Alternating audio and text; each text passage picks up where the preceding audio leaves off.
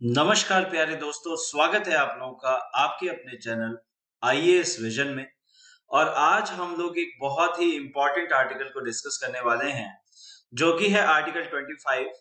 और ये actually fundamental rights में सीरीज है आर्टिकल्स की 25, 26, 27, 28, यानी कि 25 से लेके 28 तक, जिसमें right to freedom of religion की बात होती है। और इसमें हम लोग ये देखेंगे कि right to freedom of religion क्या है, कैसा है, और सुप्रीम कोर्ट का क्या स्टैंड है, सेक्युलरिज्म पे क्या कहता है हमारा नेशन। और इन सब के बारे में हम लोग बहुत ही अच्छे से डील करने वाले हैं।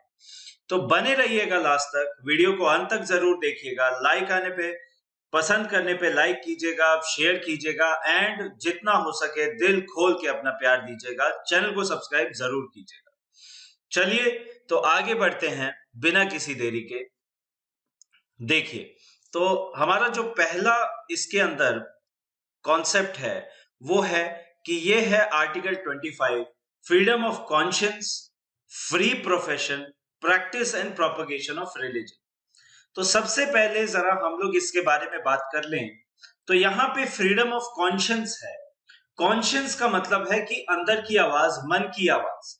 जैसे कि फॉर एग्जाम्पल अगर मैं हिंदू हूं, for example I am a Hindu and मैं हिंदू धर्म में विश्वास रखता हूं, तो मेरा कॉन्शियस मुझे हिंदू धर्म के पद्धति के अनुसार अपने सारे के सारे जीवन यापन करने का एक चांस देता है, एक इच्छा जाहिर करता है, और मैं हमेशा अपने मन की ही सुनूंगा।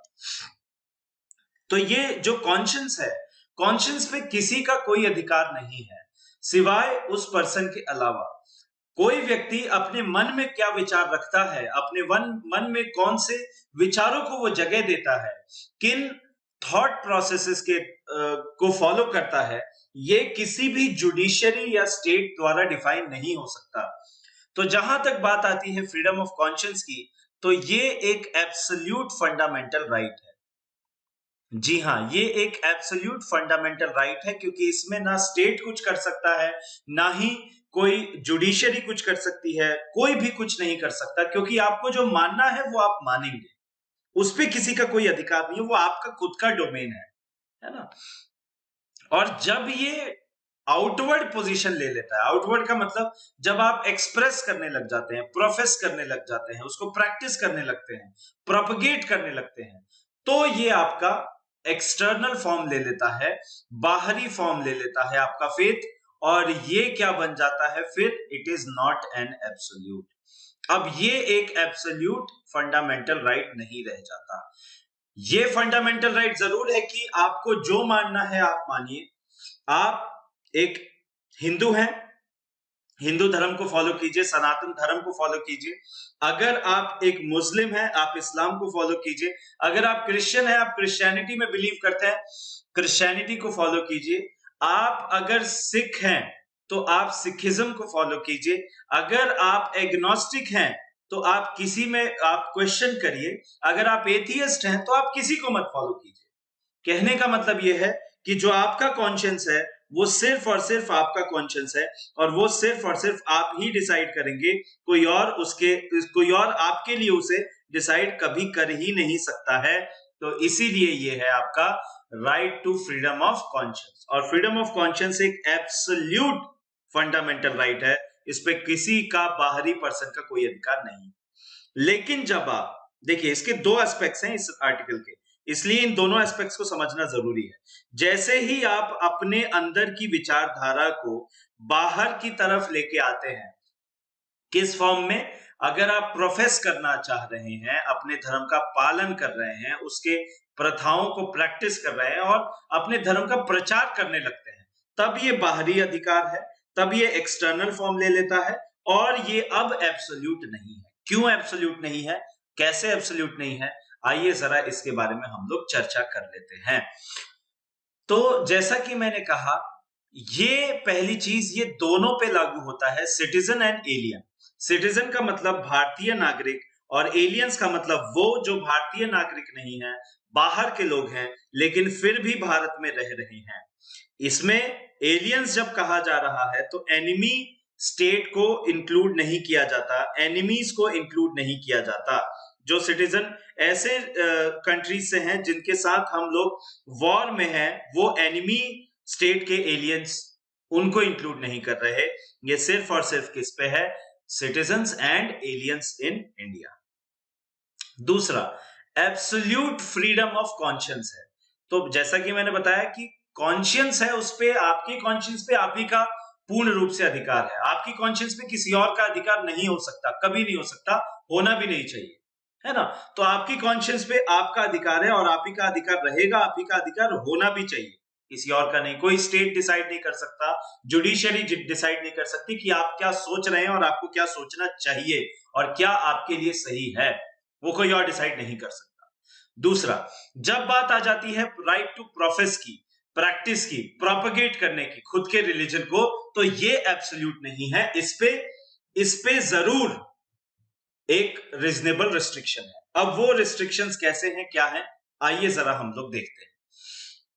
तो ये मामला सबसे पहले सुप्रीम कोर्ट के सामने आया, reverend father Stanislaus versus state of Maharashtra case 1977। इसमें सुप्रीम कोर्ट ने कहा, देखिए हुआ क्या था, मामला ये था कि फादर स्टेनिस्लॉस ये पहुंचे सुप्रीम कोर्ट के पास। इन्होंने कहा कि डियर सुप्रीम कोर्ट, क्या हमारे पास आर्टिकल 25 है? उन्होंने कहा जी हाँ बिल्कुल है। क्या ये सब पे लागू होता है? बोले जी हाँ ये सब पे लागू होता है। तो क्या मुझे मेरे कॉन्शियस पे एब्सोल्यूट फ्रीडम है? सुप्रीम कोर्ट ने कहा जी हाँ बिल्कुल फ्रीडम है। तो इसका मतलब मैं अपने धर्म का प्रचार प्रसार और उसको प्रैक्टिस कर सकता हूं, कन्वर्जन कर सकता हूं क्या? कन्वर्जन कोई अपराध तो नहीं है? तब सुप्रीम कोर्ट ने कहा जी नहीं, you can not do conversion until और अनलेस कोई पर्सन अपनी खुद की इच्छा से, खुद की मर्जी से कन्वर्ट होना ना चाह रहा हो। जैसे एक चीज समझिए कि अगर आप किसी को भी इंड्यूसमेंट्स देते हैं, इंड्यूसमेंट्स मींस जोर जबरदस्ती कोएर्शन कर रहे हैं, ब्राइब कर रहे हैं। ब्राइब का मतलब ये हुआ कि आप कुछ पैसे का लालच दे रहे हैं, मारपीट कर रहे हैं, जोर जबरदस्ती कर रहे हैं और ऐसा करके आप कन्वर्जन कर रहे हैं, तो ये फिर करप्शन का फॉर्म है। ये बिल्कुल गलत है, ये अत्याचार है, एक्सप्लॉइटेशन है, करप्शन है और ये हमारा संविधान कभी भी इसके लिए इजाजत नहीं दे सकता। सुप्रीम कोर्ट ने ये कहा कि दीज ऑल आर इलीगल। लेकिन अगर हाँ आप अपने रिलीजन के बारे में लोगों को बताइए, दूसरे रिलीजन से आप कंपेयर करना चाहते हैं कीजिए, right to freedom of speech and expression है वो आपका। और उस ऐसा करने से अगर आप किसी के मन को छू लेते हैं, किसी की कॉन्शियंस पे को टच कर लेते हैं और फिर वो कन्वर्ट होना चाहते हैं, तो यस वो उसका कॉन्शियंस, अब वो कॉन्शियंस का मैटर आ गया और उसमें कोई भी, चाहे वो सुप्रीम कोर्ट हो, चाहे वो फिर आपका लेट अस से कोई भी स्टेट हो, कोई भी ऐसा एक्टर नहीं है जो कि यहां पे इसमें इंटरफेयर कर सके, क्योंकि मामला कॉन्शियंस का है। आप खुद सोचिए कि जब मामला कॉन्शियंस का आ जाता है तो कैसे कॉन्शियंस को, किसी की कॉन्शियंस को कंट्रोल किया जा सकता है।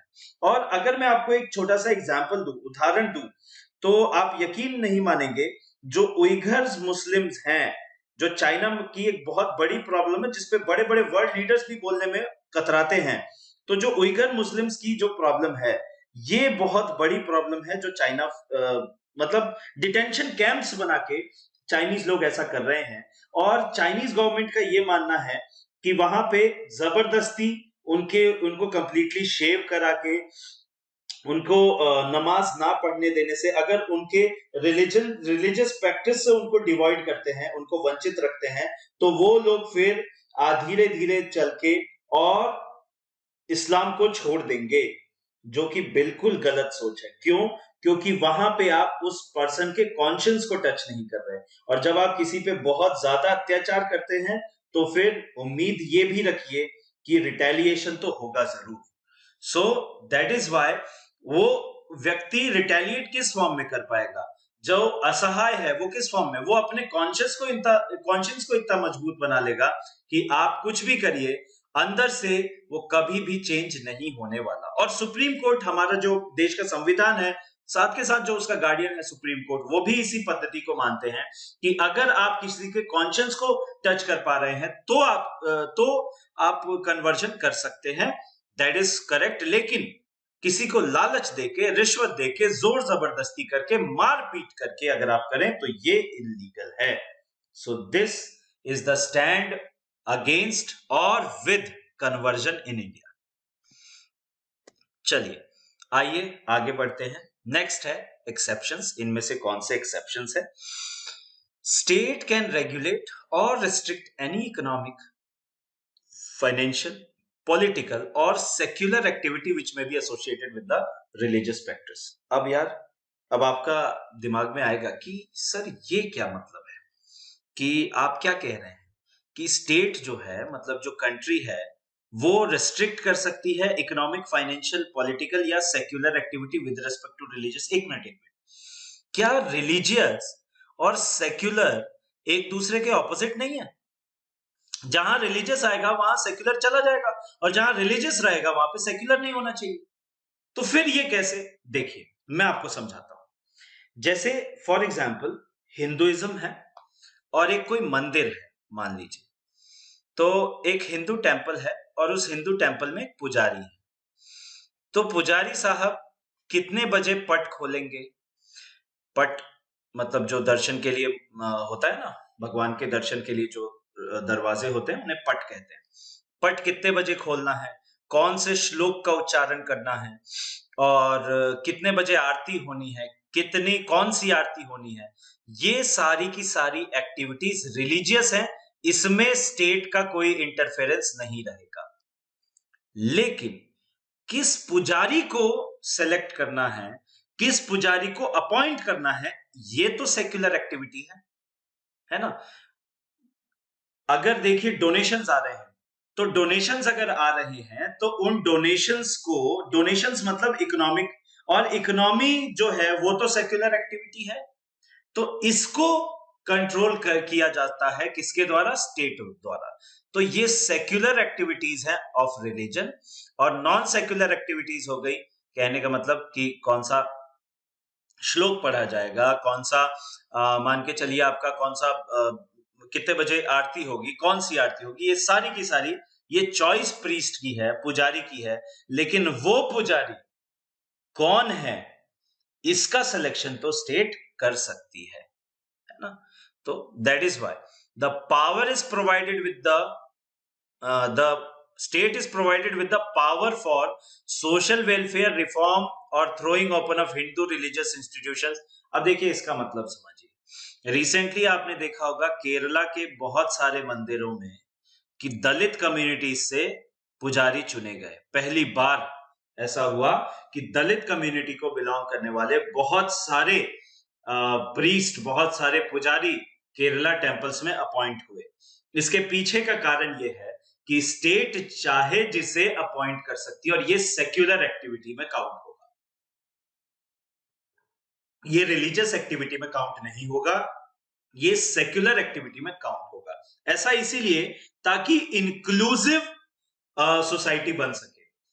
ऐसा ना हो कि कुछ ऐसे पर्संस हो जो कि हमारे सोसाइटी से लेफ्ट आउट फील कर रहे हैं, जैसे कि दलित कम्युनिटी, इसीलिए इनको इंक्लूड किया गया, और स्टेट ऐसा कर सकता है, it is free to do सो।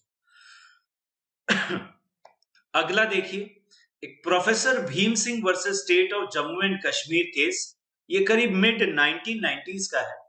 इसमें सुप्रीम कोर्ट ने कहा कि जो प्रीस्टहुड और इकोनॉमिक एक्टिविटीज हैं ये सेक्युलर है और ये स्टेट रेगुलेट कर सकता है। मैंने बताया ना कि पैसा कहां से आ रहा है इसको स्टेट गवर्न नहीं कर रहा, लेकिन उसके आने के बाद उसका यूटिलाइजेशन कैसा होगा, यस, स्टेट इसको गवर्न कर सकता है। पुजारी क्या काम करेंगे उसके ऊपर स्टेट का गवर्नेंस नहीं है, लेकिन जो पुजारी हैं वो कौन होंगे इसको जरूर स्टेट कंट्रोल कर सकता है। सो ये था professor Bhim Singh versus state of Jammu and Kashmir में जो वर्डिक्ट सुप्रीम कोर्ट का वो। और जैसे कि इसका एक एग्जाम्पल भी है, तिरुपति तिरुमला देवस्थानम, तिरुपति तिरुमला देवस्थानम। सो तिरुपति तिरुमला देवस्थानम जो ट्रस्ट है, जो बोर्ड है, वहां पे आईएएस ऑफिसर्स की अपॉइंटमेंट होती है। और आईएएस ऑफिसर्स की अपॉइंटमेंट इसीलिए होती है ताकि वो इन सेक्युलर एक्टिविटीज को लुक ओवर कर सके फ्रॉम द गवर्नमेंट, राइट। तो इसीलिए ऐसा किया जाता है। और फर्स्ट टाइम मैंने बताया कि बहुत सारे पुजारी अपॉइंट हुए, कहां पे, in your Kerala many temples. तो ये सेक्युलर एक्टिविटीज है। आगे बढ़ते हैं और इसमें जरा समझते हैं एक बहुत ही लैंडमार्क स्टेप जो इंक्लूड हुआ शिरूर मठ केस 1954 का, और इसी में doctrine of essentiality supreme court ने पेश की। और ये केस, इसमें डॉक्ट्रीन ऑफ एसेंशियलिटी के बारे में क्या कहा गया, जरा उसको समझ लेते हैं। देखिए, सुप्रीम कोर्ट ने कहा कि कोई भी रिलीजन हो उसमें दो तरीके के फीचर्स होते हैं, जैसे एसेंशियल फीचर्स और जो दूसरे हैं वो है non essential features. Essential features का मतलब है कि ये वो फीचर्स हैं, ये वो कैरेक्टरिस्टिक्स हैं जिनके बिना वो धर्म चल नहीं पाएगा। और नॉन एसेंशियल फीचर्स हैं कि अगर ये ना भी हो तो भी रिलीजन को, उस रिलीजन को, पर्टिकुलर रिलीजन को कोई थ्रेट नहीं है ना। जैसे कि फॉर एग्जांपल अगर सिखिज्म को फॉलो करने वाले लोगों को देखें तो पगड़ी पहनना जरूरी है। So that is an essential feature, है ना। वो एक क्या है, एसेंशियल फीचर है, ठीक है। अगर बात करें इस्लाम में प्रे करना 5 times a day, that is an essential feature, वो एक एकदम एसेंशियल फीचर है। अगर हिंदुइज्म की बात की जाए तो वहां पे डीटीज के सामने प्रे करना एक एसेंशियल फीचर्स है। डीटीज को कोई नुकसान नहीं पहुंचाया जा सकता, खंडित मूर्तियां नहीं होनी चाहिए, ये एक हिंदुइज्म का फीचर है ना। तो इसीलिए एसेंशियल फीचर्स कुछ इस प्रकार से निकल के आते हैं। 5 टाइम्स अ डे प्रे करना इंपॉर्टेंट है, लेकिन कहां करना ये एसेंशियल फीचर्स में नहीं आता। आप घर पे भी कर सकते हैं, आप मॉस्क में भी कर सकते हैं, and you can do it in a public place also, लेकिन wherever you want to do you can do. तो ये एक नॉन एसेंशियल फीचर हो गया कि आप जाके मस्जिद में ही करेंगे। और यही केस था 1994 का इस्माइल फारूकी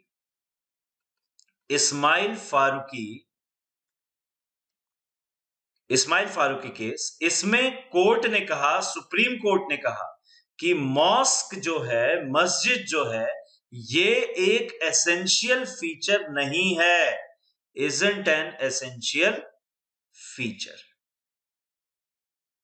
ऑफ इस्लाम, ठीक है। कि जरूरी नहीं है कि आप मॉस्क में ही जाके प्रे करें, है ना।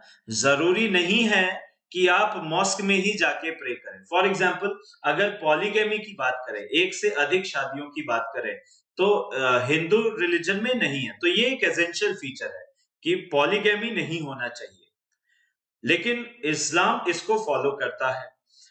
तो वहां पे अब क्या होगा, अगर मान लीजिए कोई केस पहुंचता है सुप्रीम कोर्ट के पास अगेंस्ट पॉलीगैमी, तो क्या होगा कि सबसे पहले सुप्रीम कोर्ट एक एसेंशियल प्रैक्टिसेस टेस्ट करेगा, ERP test, essential religious practices test. तो अगर ये एसेंशियल रिलीजियस प्रैक्टिसेस टेस्ट जो है, उसमें क्या चेक किया जाएगा कि पॉलीगैमी के बिना क्या इस्लाम चल सकता है, क्या मुस्लिम लोग बिना पॉलीगैमी के भी इस्लाम को बिना थ्रेट पहुंचाए अपना जीवन यापन सुखी सरल तरीके से कर सकते हैं। अगर हाँ तो yes, polygamy will be banned. अगर नहीं, अगर ये एसेंशियल में आता है, this will be decided by Supreme Court. I am just giving you as an example, मैं एक एग्जांपल के तौर पे दे रहा हूं। तो फिर इसे बैन कर दिया जाएगा। सेम हुआ था ट्रिपल तलाक के मामले में। तो अब क्या होता है, 1954 के बाद से, शिरूर मठ केस के बाद से डॉक्ट्रिन ऑफ एसेंशियलिटी टेस्ट किया जाता है, यानी कि इसको फॉलो किया जाता है, सॉरी। और इस टेस्ट में क्या होता है, ये चेक किया जाएगा कि जिस मामले को लेके सुप्रीम कोर्ट में पहुंचा गया है, क्या वो प्रैक्टिस अगर कंटिन्यू की जाती है तो उससे खतरा है उस पर्टिकुलर रिलीजन को या नहीं है, यानी कि वो उसका एसेंशियल फीचर है या नहीं है। अगर एसेंशियल फीचर है तो उसको सस्टेन किया जाएगा, अगर नहीं है तो उसको सस्टेन नहीं किया जाएगा। सेम चीज हुई थी ट्रिपल तलाक के मामले में भी। सो इसीलिए रिलीजियस प्रैक्टिसेस टेस्ट ERPT बहुत ज्यादा इंपॉर्टेंट है, और इसका सबसे पहली जो शुरुआत हुई थी वो 1994 में इस्माइल फारूकी मामले में हुई थी। इस्माइल फारूकी मामले में जो केस था, सुप्रीम कोर्ट के आगे क्वेश्चन था, वो ये था कि क्या स्टेट द्वारा मॉस्क्स को, मस्जिद को अक्वायर किया जा सकता है? क्या मस्जिद को एक्वायर, मान लीजिए ये मस्जिद है यहाँ पे, और इस मस्जिद को क्या एक्वायर किया जा सकता है स्टेट द्वारा, ये सवाल था। तो अगर देखिए, अगर हम लोग देखें तो कोई भी कॉन्स्टिट्यूशन, वैसे हर कॉन्स्टिट्यूशन में लिखा नहीं होता, लेकिन कोई भी ऐसा कॉन्स्टिट्यूशन है, कोई भी दुनिया का कॉन्स्टिट्यूशन, उसमें ये बात एम्बेडेड होती है कि doctrine of eminent domain follow किया जाता है वहां पे। इसका मतलब है कि अगर ग्रेटर गुड की बात चल रही है, ग्रेटर गुड का मतलब हुआ कि अगर कोई किसी एक का नुकसान पहुंचा के हजारों लोगों का फायदा किया जा सकता है। मान लीजिए कहीं रोड के बीच में मस्जिद है और वो प्रॉब्लम कर रहा है, ट्रैफिक जैम हो रहा है, तो इससे लोगों को नुकसान पहुंच रहा है, and for the greater public good उसको एक्वायर करके स्टेट, कंट्री, गवर्नमेंट उसको एक्वायर करके उसे वहां से डिस्प्लेस, उसको वहां से हटा सकती है और कहीं और उसकी जगह दे सकती है। तो इसी को डॉक्ट्रिन ऑफ एमिनेंट डोमेन कहा जाता है। तो सुप्रीम कोर्ट के आगे ये था सवाल। सुप्रीम कोर्ट ने इसमें डॉक्ट्रिन ऑफ एसेंशियलिटी टेस्ट किया, और यहां पे सुप्रीम कोर्ट का वर्डिक्ट आया कि मॉस्क्स जो हैं वो एसेंशियल नहीं है नमाज प्रैक्टिस करने के लिए, और अगर चाहे कोई तो घर पे भी कर सकता है, अपने ऑफिस में भी कर सकता है, कहीं पे भी नमाज अदा कर सकता है, लेकिन हाँ 5 समय की नमाज अदा करना जरूरी है। जी हाँ, वो जरूरी है। तो ये सुप्रीम कोर्ट का वर्डिक्ट था इस्माइल फारूकी 1994 वाले केस में। चलिए इसी को थोड़ा सा और अच्छे से समझते हैं, और सबरीमलाई टेम्पल केस, इस इशू को जरा समझते हैं। देखिए, सबरीमला टेम्पल जो है केरला का, वो है लॉर्ड अयप्पा, भगवान अयप्पा का है, और ये इटर्नल सेलिब्रेट है। इटर्नल का मतलब सदैव के लिए ब्रह्मचारी, सदैव के लिए ब्रह्मचारी हैं, और मतलब कि जैसे हनुमान जी को कहा जाता है, ये भी वैसे ही ब्रह्मचारी हैं। ठीक है। अब एक रूल बनाया गया है, यहाँ पे टेम्पल बोर्ड्स हैं, उन्होंने एक रूल बनाया, उसमें रूल ये बनाया कि 10 से 50 साल तक की, 10 to 50 इयर्स तक की विमेन जो हैं, जो औरतें हैं, है ना, वो एंटर नहीं कर सकती, can't enter the inner sanctum of the temple. यानी कि ये लोग टेम्पल के अंदर प्रवेश नहीं कर सकते। उसके पीछे का कारण है क्योंकि ये जो एज है ये मेंस्ट्रुएटिंग एज है। मेंस्ट्रुएटिंग एज का मतलब इस एज के दौरान विमेन फर्टाइल रहती हैं, मेंस्ट्रुएशन साइकिल होता है, and every month they are undergoing menstruation cycle. तो इसी मेंस्ट्रुएटिंग एज की वजह से, एंड बिकॉज भगवान अयप्पा, लॉर्ड अयप्पा एक इटर्नल सेलिब्रेट हैं, इसीलिए इनको इनके टेम्पल में, इनर सेंक्टम सेंटोरम में, लास्ट जहां पे भगवान अयप्पा की डीटी है, मूर्ति है, वहां पे इनको जाना प्रोहिबिट कर दिया गया बाय किसके द्वारा? टेम्पल बोर्ड के द्वारा। ये एक नियम निकाला गया था। ठीक है, बहुत समय से चलता आ रहा था। इवन जो आदमी लोग हैं वो 41 दिन का एक वाव लेते हैं, 41 दिन का एक प्लेज लेते हैं, और उसमें वो खुद को रोकते हैं एब्स्टिनेंस फ्रॉम सेक्सुअल प्रैक्टिसेस, यानी कि सेक्सुअल एक्टिविटीज में, सेक्सुअल कोइटस में एक दूसरे के साथ इंडल्ज होने के लिए वो खुद को रोकते हैं अपने सेक्सुअल पार्टनर्स के साथ। Means they will not undergo sex for 41 days. तो ये एक एब्स्टिनेंस की वाव ली जाती है, प्रतिज्ञा ली जाती है, और तब फिर वो पिलग्रिमेज पे जाया जाता है। सबरीमलाई टेम्पल में जाने से पहले 41 दिन का ये लेना जरूरी है। ठीक है, तो इसी को चैलेंज किया गया बहुत सारे feminist activist and women development care activist ने ये केस दाखिल किया, सुप्रीम कोर्ट के अंदर पिटीशन डाली कि ये जो 10 से 50 साल की औरतें हैं, 10 to 50 इयर्स की विमेन हैं, इन लोगों को आप एंट्री क्यों नहीं दे रहे हैं? क्या ये आर्टिकल 14 का वायलेशन नहीं है? क्या ये राइट टू इक्वालिटी का वायलेशन नहीं है? क्या ये आर्टिकल 17 का वायलेशन नहीं है? क्योंकि आप उनको एंट्री नहीं दे रहे हैं। सुप्रीम कोर्ट ने इसको एक्सेप्ट किया, इस पिटीशन को, और एक्सेप्ट करने के बाद भी जो उनका डिसीजन रहा, जरा उसको सुनिए। देखिए, 5 जज बेंच इसको एस्टैब्लिश किया गया। तो 5 जज बेंच एस्टैब्लिश हुई और ईआरपी टेस्ट किया। ईआरपी टेस्ट मतलब एसेंशियल रिलीजियस प्रैक्टिसेस टेस्ट, और उसमें यह चेक किया गया कि ये जो नियम है जो कि टेम्पल बोर्ड ने बनाया है कि 10 से 50 साल तक की विमेन को, मेंस्ट्रुएटिंग एज की विमेन को एंट्री नहीं मिलेगी, क्या ये एसेंशियल है या नहीं है? और इस टेस्ट को कंडक्ट करने के बाद में 4:1 के मेजॉरिटी डिसीजन के साथ सुप्रीम कोर्ट ने कहा कि ये एक नॉन एसेंशियल रिलीजियस प्रैक्टिस है और इसको तुरंत बंद कर देना चाहिए। ये डिस्क्रिमिनेटरी है और इसको फॉलो नहीं करना चाहिए और इसको रिफॉर्म करना चाहिए, मस्ट बी रिफॉर्म। ठीक है, इसको रिफॉर्म करना बहुत ज्यादा जरूरी है। तो ये सुप्रीम कोर्ट का वर्डिक्ट था, 4:1 के बैशिंग मेजॉरिटी के साथ उन्होंने ये डिसीजन दिया। अब जरा ये देख लेते हैं सुप्रीम कोर्ट का जो वर्डिक्ट था उसमें किन किन जजेस ने क्या क्या कहा। देखिए, CJI, chief justice of India उस समय के, देन सीजेआई दीपक मिश्रा।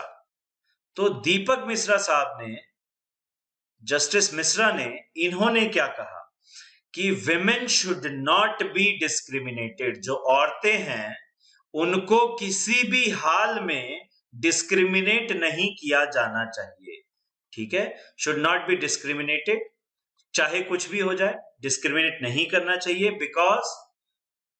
क्योंकि एक इक्वल, बराबर का हिस्सा है सोसाइटी के। ठीक है, सोसाइटी के एकदम बराबर का हिस्सा है, उनके साथ कोई डिस्क्रिमिनेशन नहीं होना चाहिए। उसके बाद जस्टिस रोहिंटन नारीमन, तो जस्टिस रोहिंटन नारीमन ने क्या कहा, जरा ये भी सुन लीजिए। इन्होंने कहा कि ऑल्दो बायोलॉजिकल डिफरेंसेस हैं, भले ही मेन और विमेन में बायोलॉजिकल डिफरेंसेस हो सकते हैं, है ना, और होते हैं, बायोलॉजिकल डिफरेंसेस होते हैं, लेकिन ये एक कोई ग्राउंड नहीं है, that is not a ground for discrimination. ठीक है, ये कोई डिस्क्रिमिनेशन का ग्राउंड नहीं हुआ, बिकॉज इट इज सिंपली, ये है क्या, एक बायोलॉजिकल डिफरेंस है, बिकॉज विमेन आर मेंस्ट्रुएटिंग। इसीलिए देखिए, पिटिशनर्स ने के अगेंस्ट में जो डिफेंड कर रहे थे टेम्पल बोर्ड, उन्होंने ये कहा कि साहब, मेन लोग भी तो 41 दिन का वाव लेते हैं, मेन लोग भी तो एक प्लेज लेते हैं खुद को सेक्सुअल एक्टिविटीज से रिफ्रेन करने के लिए, लेकिन विमेन की बायोलॉजी ऐसी है कि हर महीने, every month they are undergoing menstruating cycle. तो फिर इसमें हम लोग तो डिफरेंस कर ही नहीं रहे ना, ये तो बायोलॉजिकल है। तो इसी पे रोहिंटन नारीमन ने कहा, जस्टिस रोहिंटन नारीमन ने कहा कि बायोलॉजिकल डिफरेंस कोई डिस्क्रिमिनेशन का ग्राउंड नहीं होना चाहिए और ना ही है। उसके बाद अगर हम लोग जस्टिस डीवाई चंद्रचूड़ की, धनंजय चंद्रचूड़ की बात करें, तो जस्टिस धनंजय चंद्रचूड़ की बात करें तो इन्होंने क्या कहा, जरा वो भी सुन लीजिए। तो जस्टिस धनंजय चंद्रचूड़ ने, इन्होंने कहा कि अगर आप ऐसा बोल रहे हैं कि औरतें जो हैं वो खुद को सेक्सुअल प्रैक्टिसेस से रिफ्रेन नहीं कर सकती, मेन लोग 41 दिन तक खुद को रोक सकते हैं लेकिन औरतें नहीं रोक सकती, वो सेक्सुअल एक्टिविटीज में इंडल्ज हो ही जाएंगी उनकी विल पावर इतनी नहीं है, तो फिर इसका मतलब ये है कि आप विमेन को स्टीरियोटाइप कर रहे हैं। ठीक है, you are stereotyping the women, और ये गलत है। आप स्टीरियोटाइप कर रहे हैं वुमेन को, और ये आर्टिकल 14 एंड आर्टिकल 17 के अगेंस्ट है। और तो पूछा गया ये कि आर्टिकल 17 में तो अनटचेबिलिटी की बात होती है, तो इन्होंने कहा जी हाँ, अनटचेबिलिटी सिर्फ कास्ट के ग्राउंड्स पे नहीं है, क्योंकि वहां पे सिर्फ कास्ट के ग्राउंड्स पे नहीं लिखा गया, इसमें लिखा गया है untouchability in any form is abolished. तो विमेन्स के प्रति भी अनटचेबिलिटी नहीं होना चाहिए। तो पहली बार जेंडर बेस्ड अनटचेबिलिटी की बात हुई और उसको भी अबॉलिश करने की बात की गई। Great decision. नंबर 4, आयरॉनिकली जो ओनली विमेन जस्टिस थी, जज थी उसमें, वो थी जस्टिस इंदु मल्होत्रा। तो जस्टिस इंदु मल्होत्रा ने क्या कहा, जरा वो देखिए। जस्टिस इंदु मल्होत्रा ने कहा कि देखिए, आप साइंस के बेसिस पे रिलीजन को जज कर रहे हैं, आप रिलीजन को, और यही एक इकलौती जज थी। मैंने कहा था कि मामला डिसीजन 4:1 से आया था, तो यही ओनली डिसेंटिंग जज थी। इन्हीं का वोट जो था वो इसके अगेंस्ट में था, जो डिसीजन वर्डिक्ट आया था। Ironically she is also women. खैर, तो इंदु मल्होत्रा जी ने ये कहा कि देखिए, आप कैसे डिसाइड कर सकते हैं कि एसेंशियल क्या है और नॉन एसेंशियल क्या है। जुडिशियरी को कोई हक नहीं है कि एसेंशियल और नॉन एसेंशियल डिसाइड कर सके। अगर आप एसेंशियल और नॉन एसेंशियल रेशनलाइजेशन के बेसिस पे डिसाइड कर रहे हैं, रेशनैलिटी के बेसिस पे डिसाइड कर रहे हैं, तो फिर रिलीजन में आप रेशनैलिटी कैसे ढूंढ सकते हैं। साइंस कहता है कि आप जो देखते हैं उस पर बिलीव कीजिए, लेकिन रिलीजन कहता है कि वो जिसको कोई नहीं देखा आज तक, वो सब कुछ चलाता है। तो रिलीजन का मतलब ही है इरेशनैलिटी, है ना, वो फेथ से जुड़ा हुआ है, उसमें रेशनैलिटी आप नहीं खोज सकते। तो कोर्ट्स को इन मामलों में पढ़ना ही नहीं चाहिए, ये कहना था जस्टिस इंदु मल्होत्रा का। और ऐसा ही कहा था जस्टिस खेहर ने ट्रिपल तलाक के डिसीजन के दौरान, उसी को कोट किया था इंदु मल्होत्रा ने भी। तो खैर, ये डिसेंटिंग रही, लेकिन जो ओवरऑल वर्डिक्ट आया वो ये आया कि एसेंशियल रिलीजियस प्रैक्टिसेस टेस्ट हुआ, और उसके आधार पे ये डिसाइड हुआ कि ये प्रैक्टिस डिस्क्रिमिनेटरी, और जिसको जितना जल्दी हो सके रिफॉर्म कर दिया जाना चाहिए। तो ये था आज का ओवरऑल टॉपिक, आर्टिकल 25, जिसमें हमने देखा एब्सोल्यूट फ्रीडम ऑफ कॉन्शियंस, पूरा का पूरा फ्रीडम है कॉन्शियस का, but non absolute freedom for free profession, practice and propagation of religion. I hope आपको ये सारी चीजें अच्छे समझ में आई। लास्ट तक आप जुड़े रहे, उसके लिए बहुत बहुत धन्यवाद। वीडियो पसंद आया हो, एनालिसिस अच्छा लगा हो, प्लीज इसे जितना हो सके दिल खोल के शेयर कीजिए, बिंदास शेयर कीजिए, और लाइक कीजिए वीडियो को, चैनल को सब्सक्राइब जरूर कीजिए। उसी आशा में मिलते हैं नेक्स्ट वीडियो में कल शाम को 6 बजे। Till then, bye bye, take care, जय हिंद, जय भारत, वंदे मातरम।